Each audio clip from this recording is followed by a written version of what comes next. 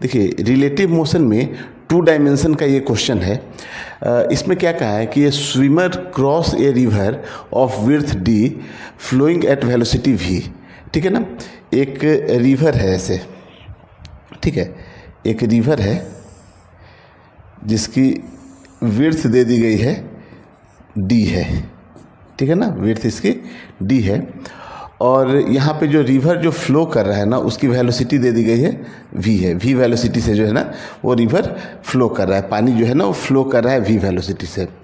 While swimming he head himself always at an angle of 120 degree with the river flow. ठीक है ना, जैसे river का flow हो गया ना, रिवर का फ्लो इस डायरेक्शन में है और इसके फ्लो से है ना 120 डिग्री के एंगल पे कोई आदमी जो है ना वो तैर रहा है ऐसे, है ना, वो तैरना चाह रहा है कैसे, इधर की ओर 120 का एंगल, मतलब कि यहाँ से एंगल कितना हो गया 120 डिग्री का एंगल। ठीक है, और ये बोल रहा है कि जब ये अदर एंड पे पहुँच रहा है ना तो यहाँ पे d/2 का जो है ना, d/2 का जो है वो ड्रिफ्ट मिल रहा है ना। तो कहा है कि स्विमर की जो स्पीड है ना वो कितनी होगी।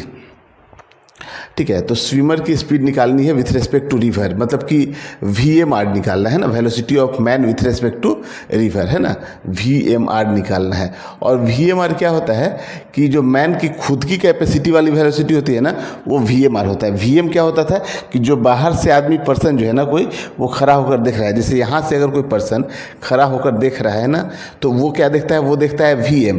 ठीक है, लेकिन इस नदी में ही कोई एक आदमी जो है ना एक नाव पे बैठा हुआ है और नाव जो है ना v वेलोसिटी से रिवर के साथ साथ हो जाएगा, तो वो जो देखता है वही मैन की एक्चुअल वेलोसिटी होती है और उसको हम लोग VMR कहते हैं। यही VMR हमको फाइंड करना है, मतलब कि जैसे स्टिल वाटर है, स्टिल वाटर में जो मैन का जो स्पीड होता है ना वही VMR होता है।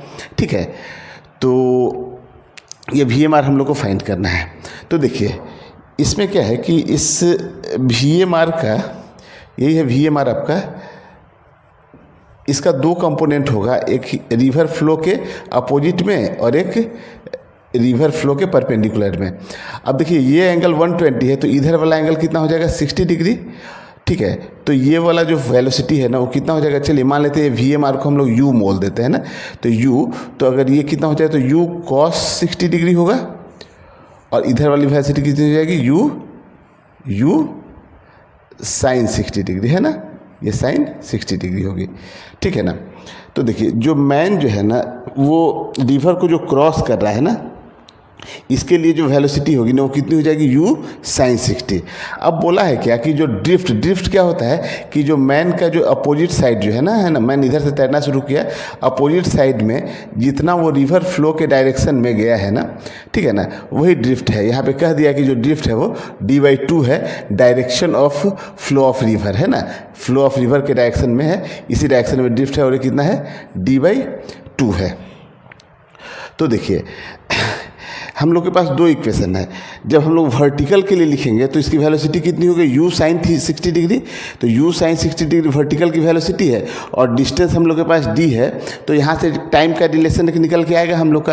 तो चलिए पहले हम लोग वर्टिकल के लिए इक्वेशन लिख ले, तो हम लोग क्या लिखेंगे U sin 60 डिग्री, है ना, velocity is equal to displacement कितना हो जाएगा d और टाइम कितना हो जाएगा t। तो यहाँ से आप देखिए तो U और sin 60 की वैल्यू होती है √3/2 इज इक्वल टू d/t। तो यहाँ से t कितना निकल के आ जाएगा देखिए आप, तो ये हो जाएगा 2d/√3u।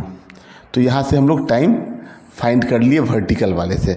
अब हम लोग हॉरिजेंटल के लिए देखिए, तो हॉरिजेंटल में क्या है कि रिवर का फ्लो है इधर v, ठीक है, और जो VMR है इसका एक कंपोनेंट इधर की ओर कितना है U cos 60 डिग्री है, इधर की ओर वेलोसिटी है, लेकिन जब इसका वेलोसिटी ये v ज़्यादा होगा U cos 60 से तभी तो इसका ड्रिफ्ट जो है ना रिवर फ्लो के डायरेक्शन में कुछ आ रहा है d/2। तो हम लोग जब इसके लिए इक्वेशन लिखेंगे ना तो हम लोग क्या लिखेंगे, देखिए रिवर फ्लो का वेलोसिटी कितना हो गया v, तो v में से हम लोग माइनस कितना कर दें U cos 60, और U cos 60 की वैल्यू कितनी हो जाएगी U/2, U इंटू cos 60 की वैल्यू 1/2, तो v माइनस U/2, ये जो वेलोसिटी हो गई ना ये किधर हो गई, रिवर फ्लो के डायरेक्शन में नेट वेलोसिटी निकल के आ गई। तो वेलोसिटी इज इक्वल टू हम लोग लिखेंगे क्या, जो डिस्प्लेसमेंट है अपना d/2 2 और अपॉन टाइम t, ठीक है ना। अब t की वैल्यू यहाँ से निकाल के यहाँ पुट कर लेना है और आपको u फाइंड हो जाएगा यहाँ से। तो देखिए v minus u by 2 is equal to d by 2 और t की वैल्यू यहाँ से रखिएगा तो कितना हो जाएगा, देखिए तो 2d अपॉन √3u है तो √3u को ऊपर लेके चले जाएंगे तो √3 इंटू यू, तो ये d से d कैंसिल हो गया। तो यहाँ से आप देखिए v इज इक्वल टू कितना हो जाएगा, इसको इधर लेके चले जाएंगे तो u बाई 2, ये माइनस से इधर आके प्लस का हो जाएगा। और प्लस का देखिए यहाँ पे कितना रह गया, √3u बाई 4। आप यहाँ LCM ले लीजिएगा, ठीक है ना। u को हम लोग कॉमन ले लेते हैं या भी LCM ले लेते हैं 4, तो ये 2 टाइम्स हो जाएगा तो 2u और प्लस √3u, ठीक है ना। तो यहाँ से हम लोग क्या कर लेते हैं ना कि ये 4 को इधर भेज देते हैं तो 4v इज इक्वल टू कितना हो जाएगा, u को आप कॉमन ले लीजिए तो कितना हो जाएगा 2 प्लस √3, है ना। तो यहाँ से u इज इक्वल टू कितना निकल के आ गया, 4v अपॉन 2 प्लस √3। तो यही आंसर होगा। तो हम लोग को रेशनलाइज करना पड़ेगा, नीचे में आ रहा है ना, तो हम लोग क्या करते हैं अपने मन से ऊपर नीचे 2 माइनस √3 से मल्टीप्लाई कर देते हैं, 2 माइनस √3 से। तो देखिए वैल्यू कितना हो जाएगा, ऊपर में तो आ जाएगा 4v और 2 माइनस √3 और नीचे में देखिए क्या हो गया, a plus b into a minus b. तो a square minus b square होता है तो 4 और माइनस √3 का स्क्वायर 3 हो जाएगा तो नीचे 1 आ गया।